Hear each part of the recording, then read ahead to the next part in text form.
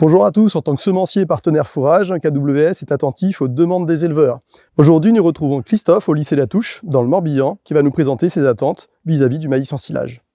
Moi, je suis responsable de la ferme du lycée agricole de La Touche à Plouermel en Bretagne. Donc, c'est une ferme qui appartient à un lycée. Donc, les élèves utilisent l'exploitation pour venir faire leurs travaux pratiques.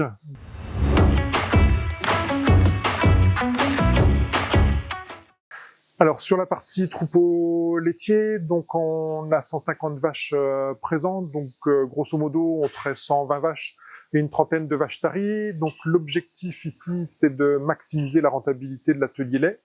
Donc, pour ça, on vise un niveau de production relativement élevé. On va tourner à 10 500 kg de lait par vache, 39 kg de lait par jour en ce moment. On a un bon niveau génétique, notamment sur la partie TP et santé mamelle. Et donc, du coup, on mise beaucoup sur l'alimentation pour nous aider à valoriser notre atelier.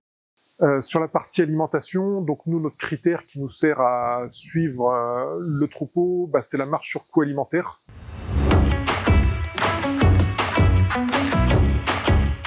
On fonctionne avec une ration qui est essentiellement basée sur l'ensilage de maïs, environ 40 kg brut par vache et par jour, complété systématiquement toute l'année par de l'ensilage d'herbe à entre 8 et 10 kg brut par jour.